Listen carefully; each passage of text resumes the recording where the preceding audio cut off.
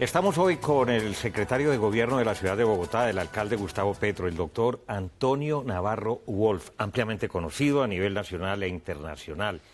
Él es ingeniero sanitario de la Universidad del Valle, pero también estudió ingeniería ambiental en los Estados Unidos. Hay que presentarlo, él ha sido gobernador, acaba de terminar su periodo del departamento de Nariño, alcalde de la ciudad de Pasto, representante a la Cámara, senador de la República y guerrillero, doctor Navarro. Y ministro de Salud. Y ministro de Salud. Bajo pensar la última. ¿Le molesta que uno le recuerde su pasado? No, 16 años, además estuve en el M19. ¿Se arrepiente? Pues yo creo que era lo que había que hacer en ese momento, pero también hicimos lo que había que hacer cuando tocó que fue la paz. Porque esta es una guerra que no tiene fin, una guerra que no puede ganar, no tiene sentido. ¿Y hoy qué reconoce de errores que ha cometido el M y que hayan llevado a su desaparición? No, errores muchos, como toda actividad de esa naturaleza. El más grave de todo es la toma del Palacio de Justicia, pues eso es de bulto.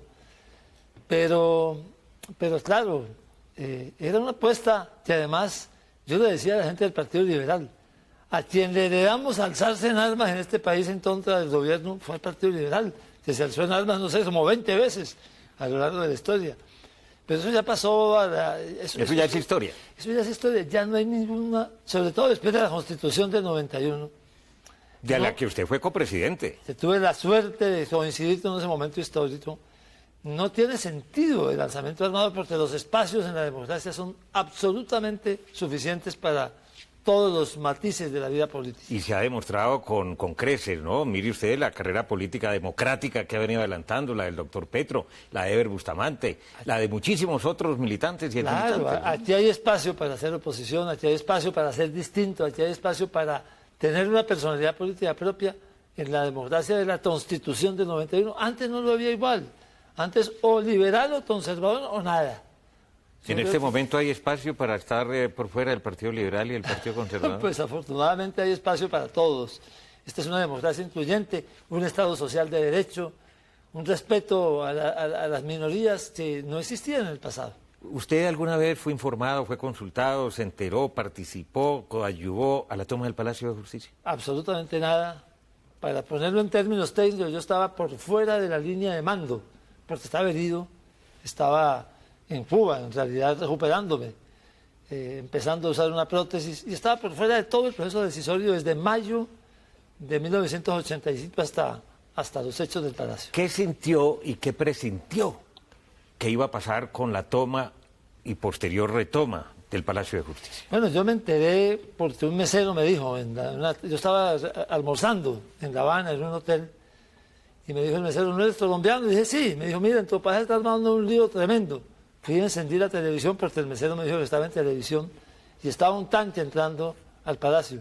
Una imagen que no se nos borrará jamás a ninguno. Jamás.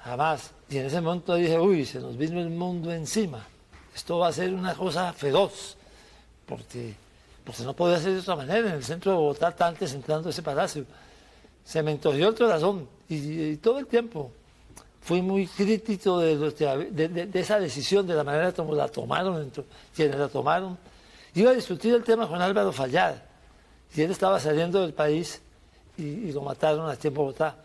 Pero después me tocó ponerle un poco la cara a todo eso, porque era tal vez el hombre de más alto nivel sobreviviente del M-19, y hemos pedido perdón y lo volvemos a hacer por eso y por todo lo que pasó durante esa época. Pero no porque hubiera participado, sino porque era la persona de más nivel del M-19. Y entre otras cosas, mire, de 60 miembros de la Dirección Nacional que éramos en 1980, estamos vivos 10. De 5 miembros de la comandancia no tengo sino yo. Bueno, por poco lo matan. O sea, mi generación fue testigo y estábamos al tanto de todos los detalles de atentado de que usted fue víctima. Claro. Pero recordemos cómo sucedió ese atentado. Bueno, el atentado fue en Cali, al frente de una casa donde yo había pasado mi infancia. Yo soy pastuso, pero mi papá se fue a vivir a Cali cuando yo tenía unos 9 años. Y al frente de esa casa, en una cafetería, estaba desayunando cuando entraron y me tiraron una granada. La granada estalló al lado mío. Afortunadamente era una cafetería de esas abiertas. populares, que tenía unas mesas y sillas de madera gruesa, y eso absorbió la mayor parte de las granadas, de las estirlas. ¿Le voló la pierna? Me hizo un hueco en el pie izquierdo donde me cabía el puño entero. ¿Cómo no se desangró?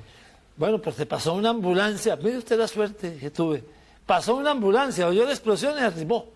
No. Y me recogió y me llevó al hospital departamental. Y ahí también se perdió, se le afectaron las cuerdas vocales. Claro, ahí es donde dicen que Navarro habla claritito, pero no se le entiende nada, dicen en Pasto. Porque una estirla me entró aquí y me seccionó un nervio, que se llama el nervio hiposgloso, así que yo no puedo controlar la mitad de la lengua.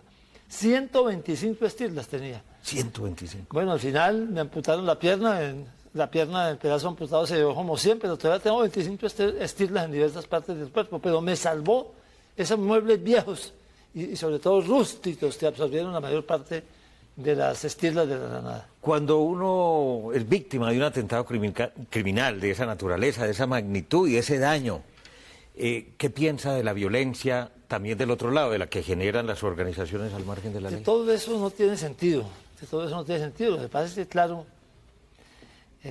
bueno, son un poco la historia de Colombia estuvo marcada por eso. Aquí la gente se alzaba en armas por diferencias políticas.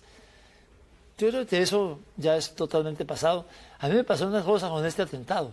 Llegó un sargento retirado del ejército a mi oficina y me contó todo, absolutamente todo. ¿Sobre el atentado? Sobre el atentado. ¿Cómo se había planeado? ¿Quién lo había ejecutado? ¿Qué oficiales lo habían ordenado? Todo. O sea, fue un atentado de la fuerza pública. Del batallón Charly Solano. Y me contó todo. Y me dijo, yo le sirvo de testigo ante los tribunales. Ponga una denuncia. ¿Y no quiso ponerla? No, señor. Y no la pongo porque ya pasó. La paz se hace pasando la página. Y yo no puedo pedir perdón si no soy capaz de perdonar, además. Pero mire las injusticias de la vida. Por ejemplo, este jueves pasado, el Tribunal Superior de Bogotá ratificó la sentencia, la condena contra el coronel Plazas Vega, a quien se les indica de haber sido el jefe de la desaparición de muchas personas de la cafetería en el Palacio de Justicia. ¿A usted le parece equitativo, le parece justo que los militares, en ejercicio de sus funciones constitucionales y por una orden presidencial del entonces presidente Belisario Betancur a través de los altos mandos, retomaran el Palacio de Justicia y que muchos guerrilleros hubieran sido perdonados por la sociedad y por las autoridades y que Plazas Vega tenga que purgar más de 20 años de cárcel? No me parece justo, pero tiene un antecedente. En 1990, cuando se hizo el proceso de paz, nosotros le propusimos al gobierno de la época que expidiera una amnistía. ¿Ley de perdón y olvido? Sí, total, que obligara a todos los actores del conflicto con el M-19. El gobierno dijo que se había expedido hacía poco la de Belisario Betancur, hace unos años, y que era preferible un indulto, que había que pedirlo. Nosotros lo pedimos. El mando militar le dijo a los militares, el ejército no pide indulto. Y quedaron vivos estos procesos penales. Fue una decisión, yo creo, equivocada en ese momento, que, bueno, no podíamos prever sus consecuencias, pero hubiera sido mucho más eficaz. Sano. Más sano para todos haber pasado la página de todo. Claro, las víctimas me van a decir de un lado y de otro 20 cosas, pero yo creo que en un conflicto, y lo hemos vivido en muchos países del mundo, cuando termina el conflicto hay que pasar la página. Uruguay, Argentina, Chile, Sudáfrica. Sudáfrica, el apartheid tremendo. Capacidad de perdonar. Y claro, el perdón al final hay que pedirlo y es individual, pero el Estado tiene que cerrar la página. Y creo que es la única manera de ponerle fin a un conflicto. Al fin y al cabo, la crónica de una muerte anunciada es precisamente lo contrario. El hijo que crece viendo cómo se venga de los que mataron a su papá, eso tiene que ponerse de fin en algún momento. Bueno, el país está a la expectativa, doctor Antonio Navarro, de qué va a pasar con este nuevo proceso que se ha abierto, anuncio de las FARC a través de Iván Márquez esta semana precisamente, que van a liberar otros 3 uniformados, que se sumarían a otros 3, serían 6, quedarían 5, en poder de las FARC desde hace 10 a 14 años. ¿Eso sí va a funcionar? ¿Usted cree que abre el espacio, la posibilidad para que se retome una solución política? No podemos perder la esperanza de que así sea. Eso sí, un proceso de paz tiene que tener un final cierto desde el principio. Y es el desarme del grupo armado, del grupo insurgente. Ese tiene que ser el punto de llegada. Si ese punto no está claro, el proceso de paz es incierto y no puede ser. Pero es que las FARC siguen pidiendo que liberen a Simón Trinidad, que liberen a alias Sonia, cosas que no dependen de la justicia colombiana, sino de la justicia de los Sí, Estados no, Unidos. pero en general no, hay muchas dificultades. Yo te digo, debe haber un punto de llegada cierto, ¿Qué es el desarme? que es el desarme. Si ese es el propósito del proceso de paz, yo creo que todo se puede conversar y se puede también negociar lo que sea posible, pero tiene que tener un punto de llegada cierto. Claro, alguien dice, pero si nosotros decimos que nos vamos a desarmar, entonces ya nos quedamos sin marco de negociación. No, pero ese tiene que ser el punto de llegada. Eso no hubo en el Tahuán. Y por eso el Tahuán no sabíamos para dónde íbamos. Se desperdició una oportunidad extraordinaria para las FARC. Igual en Tlaxcala, igual en Caracas. Pero esa Fue Tahuán, la mejor oportunidad. Claro, fue la mejor oportunidad. Creo que sobredimensionaron sus posibilidades. Ahora, entiendo que para las FARC esa decisión es difícil. Para nosotros aquí sentados es obvia. Sí, pero allá debe haber división de opiniones Y también. además es de algún modo aceptar que los 40 años dedicados a esa actividad no produjeron resultados. Vamos a regresar en unos segundos con el doctor Antonio Navarro Wolf. Tiene muchas cosas que decir y vamos a hablar, ya no propiamente con el doctor Antonio Navarro, sino con el secretario de gobierno del alcalde Gustavo Petro.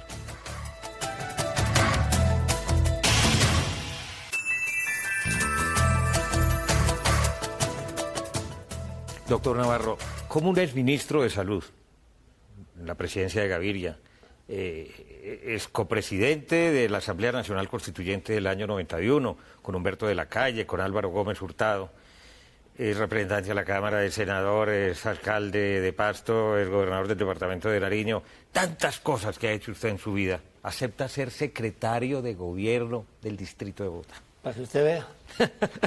Yo creo que fue de algún modo casi un milagro que los bogotanos eligieran a alguien de centro izquierda en la alcaldía de Bogotá después de 2 gobiernos, sobre todo del anterior. Yo dije, no, Del anterior del Polo. Del anterior del Polo. Y yo dije, no, esta oportunidad que le dieron a Gustavo Petro es una oportunidad que además es un acto de reconciliación, de alguna manera también entre la sociedad y el antiguo M-19. Yo dije, no, hombre, aquí hay que poner un grano de arena. No había sido subalterno desde cuando fui ministro de César Gaviria, que fui ministro además durante 2 meses y medio, porque después llegué a la Asamblea Constituyente. Voy a meterme de subalterno de Petro, a poner un grano de arena, a hacer un esfuerzo. ¿Pero a usted sí le gusta que lo manden? Pues a nadie le gusta que lo manden, no sé. Ni en la casa, ¿no? Ni los hijos. ¿Cómo es trabajar con Petro? Petro es muy brillante, muy inteligente, muy creativo. Y bueno, está en un momento muy duro. Muy duro, pero también él está muy, digamos, lo veo muy crecido. Pero llama la atención, es que se está presentando con un talante y un carácter un poquito soberbio, autoritario. ¿Te parece? Sí, en muchas decisiones, sin mucho estudio en lo de los toros, una cosa, hombre, eso es un nicho. Cazar esa pelea, cuando ya se están acabando las corridas en 2, 3 semanas, un evento que vuelve a funcionar dentro de un año, con los problemas que tiene Bogotá, y cuando el tema de los toros no le interesa a la mayor parte de la población. Aquí interesan temas como el de la salud, como el de la seguridad, el de la movilidad, por mencionar unos pocos. Y él dice, es que esas 3 obras de valorización que se decretó por parte del Consejo en el norte de Bogotá, no las voy a hacer, no se va a cobrar valorización, esas obras no sirven para nada. Eso es desconocer ya unos hechos cumplidos. Lo que pasa es que hay más de fondo de eso, hay más de fondo. Es el modelo de ciudad que se ha venido trabajando y el modelo de ciudad que quiere este gobierno. El modelo de ciudad, digamos, que viene, es el modelo de la expansión de la ciudad hacia el norte. Y entonces las obras son en el norte y las vías son en el norte y el metro lo meten muy hacia el norte. La visión que tiene Pero de pronto se está equivocando en el lenguaje, porque una cosa es llamar al debate, a la concertación, al análisis, al estudio, otra cosa no se hace, no habrá 8 carriles para los automóviles, habrá un tranvía, a pesar de los convenios que hay con el gobierno nacional. Y le pongo esos 2 ejemplos, pero le pudiera citar más. Está apareciendo, y hay que recordar, él fue elegido por el 32% de los votantes de Bogotá, no por el 51%. Sí, eso es verdad, fue elegido por una minoría, somos, digamos, conscientes de así, pero también fue elegido. Sí, Tiene un modelo de hay que ciudad. respetar esa decisión. Pero hay un modelo de ciudad que está intentando ponerlo a funcionar, que es distinto, que no es esa expansión de la ciudad, digamos, hacia toda la sabana. Es un modelo de ciudad distinto. Él tiene una cosa, tiene carácter. Y entonces defiende sus cosas. ¿Es de así. mal carácter? No, yo no diría que es de mal carácter, es de carácter. Y entonces defiende sus puntos de vista. Pero él le consulta a usted este tipo de declaraciones que todos los días es noticia. Nosotros estamos encantados, periodísticamente. No, él no las consulta, por supuesto que no. Él, No. él las tiene en la cabeza, él está pensando en esto hace tiempos. Pero ¿por qué no las debate al interior de sus colaboradores inmediatos como usted, de confianza? Usted que tiene la ponderación, la experiencia de lo que es gobernar. Él no ha gobernado nunca. Pero cada uno tiene su propio estilo de hacer las cosas y de ser en la vida. Y bueno, yo le digo, es, digamos, un poco la búsqueda de expresar cuál es el modelo de ciudad en el que cree y de poner las prioridades que están en su programa de gobierno en el tapete. Pero aquí también la gente lo que está demandando es, hombre, que las obras que venían, que las terminen. Ah, no, eso sí. Que los compromisos que sin había duda adquirido el alguna. distrito no son personales de un alcalde, Claro. son del municipio, del distrito. Claro. No, sin duda alguna, y así tiene que ser. Pero mire usted, ¿valía la pena hacer tantas obras en la parte, digamos, oriental de la 26? Seguramente no. Va a haber una estación de más en Sí. la parte de la tercera. Sí.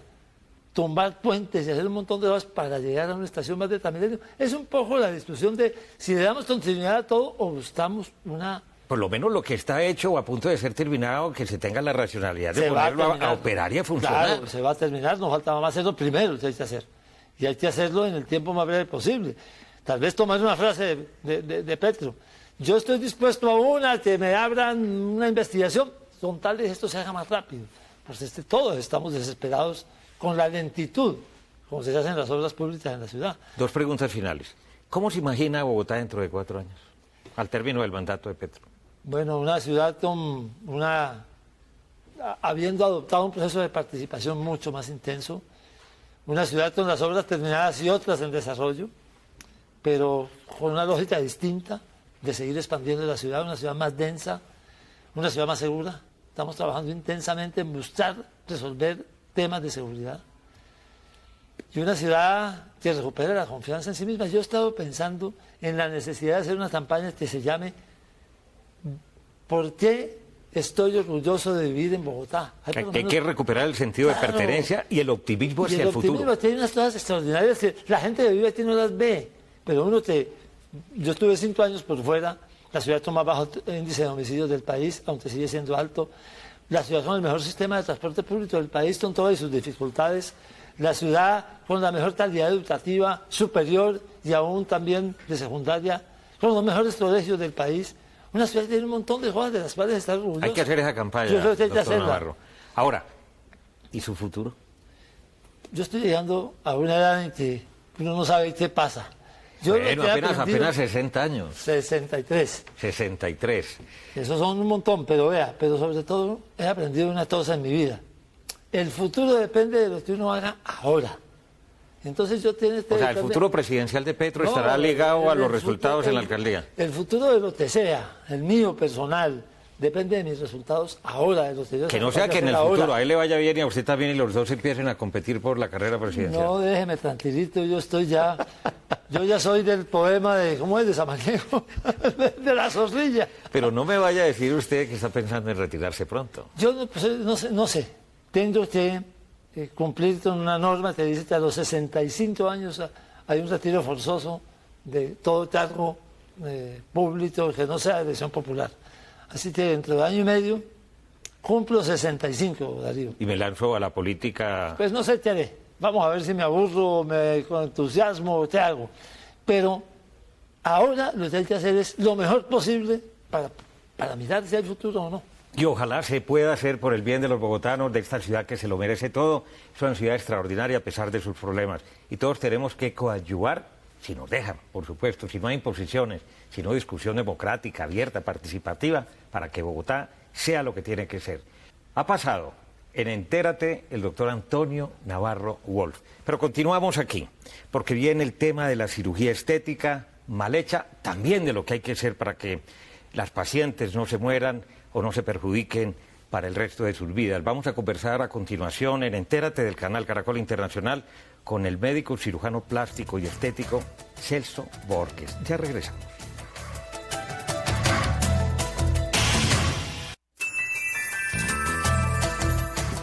Regresamos con un médico muy eminente, cirujano plástico, profesor universitario, director de cirugía no cardiovascular en la Clínica Chayo. También es un médico especializado en cirugía estética, plástica y reconstructiva en la Clínica del Bosque.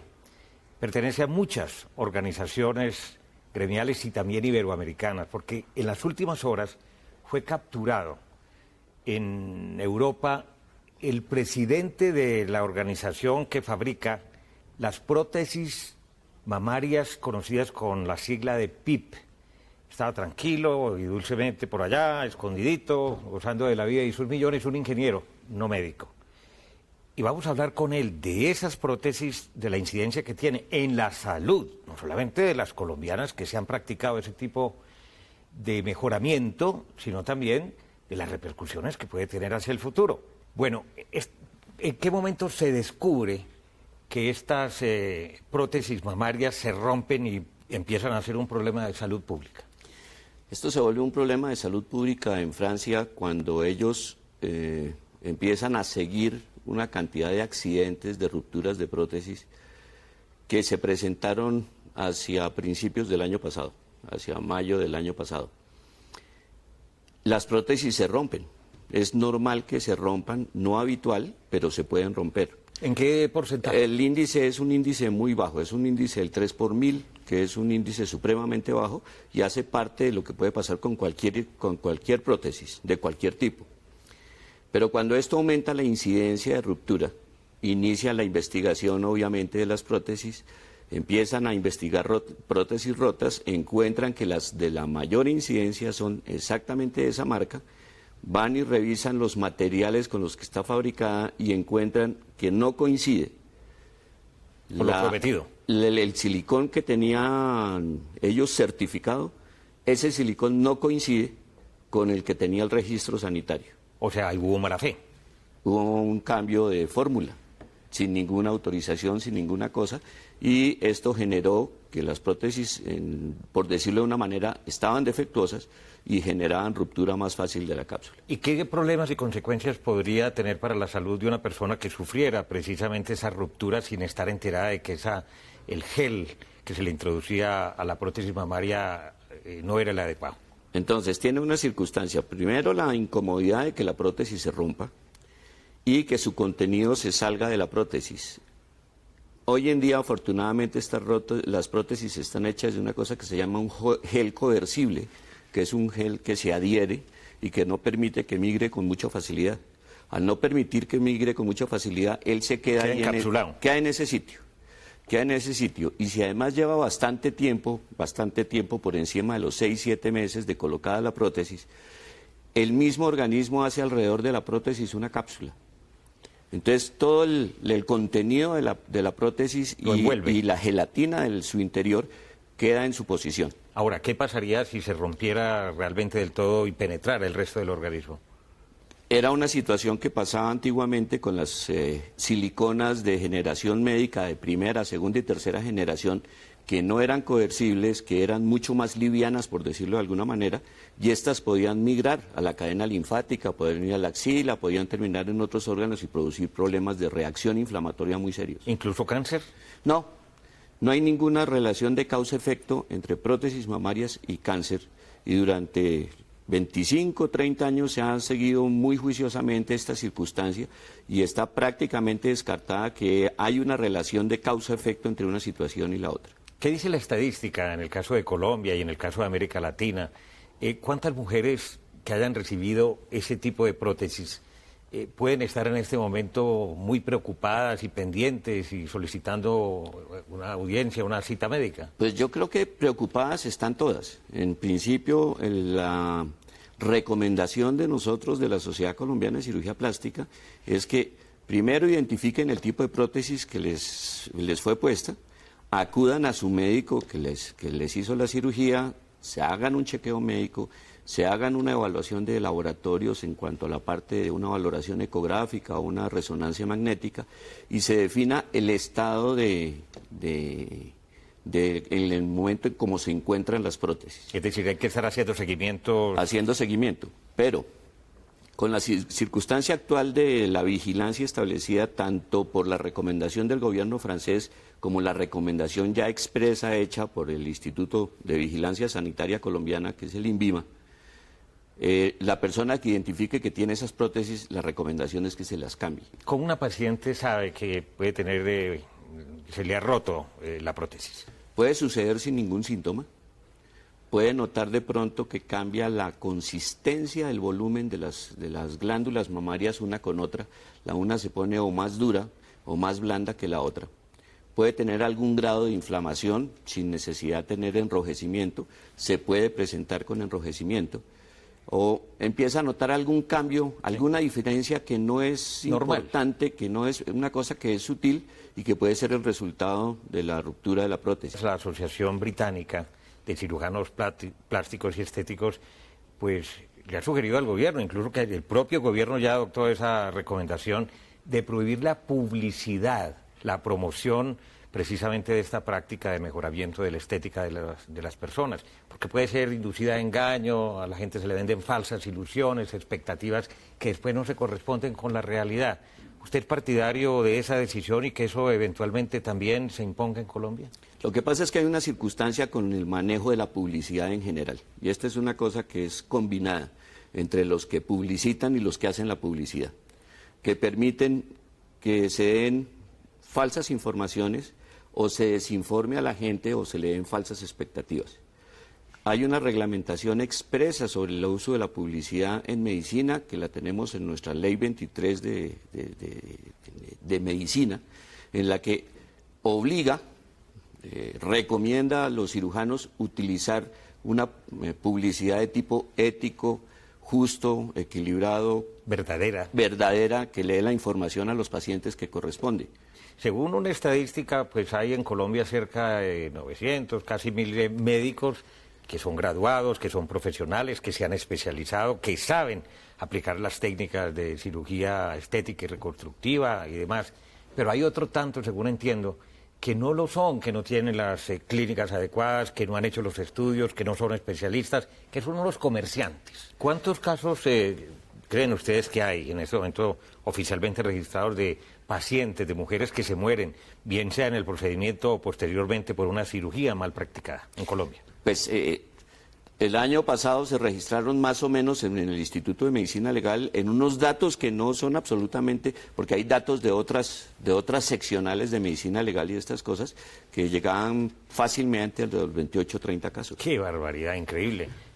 Pero con la relación de que es muy alta la cantidad de cirugía estética y de cirugía plástica que se hace en forma importante, en forma diaria. Entonces termina siendo una proporción muy baja. Unos minuticos para hablar de los biopolímeros, de esa sustancia que las señoras, las mujeres en general utilizan, bien sea para mejorar la presencia de los senos, de los labios, quitarse las arrugas, endurecer los glúteos. Hay mucho problema también con eso porque a veces se aplica una sustancia que no corresponde exactamente a la que se ofrece. El principio de nosotros es que los biopolímeros no se deben utilizar. Para nada de lo que yo he mencionado. No se deben utilizar. Son sustancias que en principio sirven de relleno, que el comportamiento desde el punto de vista médico es impredecible, por lo tanto es una situación que uno no puede manejar. En algunos pacientes funciona sin ningún problema, en otros pacientes produce problemas muy serios. Reacciones que pueden incluso atentar contra la propia vida. Reacciones muy serias que pueden terminar con la vida de la persona. Ahora, si inyecta poquito, problemas pequeños; si inyecta harto, problemas muy grandes. Entonces, esta es la razón por la cual, en principio, nosotros no recomendamos la utilización de biopolímeros. Entonces, ¿qué hace una persona que necesite, quiera hacerlo por razones Hay otras sustancias que están científicamente comprobadas, que sirven para hacer rellenos, que funcionan muy bien y que no nos van a generar este tipo de problemas, como sucede con el ácido hialurónico. El ácido hialurónico es una sustancia biodegradable que el organismo metaboliza, que sirve temporalmente, porque esto no sirve permanentemente, y que en un momento determinado, al cabo del tiempo, al cabo de los 6, 8, 10 meses, desaparece del sitio donde está puesta. Y el caso del Botox, tan utilizado en este momento por muchos sectores. Son dos situaciones completamente distintas. El ácido hialurónico es un relleno que se puede utilizar para disminuir algunas zonas que estén deprimidas o en las que se presenten algunas arrugas que se pueden tratar en una forma muy localizada. El Botox es una sustancia que produce parálisis muscular temporal y que al no mover los músculos usted no deja aparecer las arrugas. ¿Temporales 6 meses, 8 meses? De 6 a 8 meses. ¿El qué hace? Paraliza la musculatura y si uno no mueve los músculos no aparecen las arrugas. Las arrugas siempre están perpendiculares a las líneas del músculo. Entonces el músculo se contrae y en ese sitio aparecen las arrugas. Razón por la cual nosotros nos arrugamos más cuando nos reímos. Yo no me voy a volver a reír. Sí, no, pero también queda uno... ¿Usted se ha hecho alguna cirugía plástica? Cirugía no. ¿Pero se aplica Botox? Sí. ¿Y el de castidad también? No. Doctor Celso Borges, muy amable por estar con nosotros. No, señora, usted muchas gracias. Muy bien, pues síganos a través de Twitter, nuestra cuenta @Entérate Caracol. Y también puede escribirnos a través del correo electrónico entérate@caracoltv.com.co y visite nuestra página www.caracoltv.com. Allí podrá participar en nuestros foros, acceder a nuestros capítulos anteriores, todos completicos, y como siempre, los espero la próxima semana. Muchas gracias.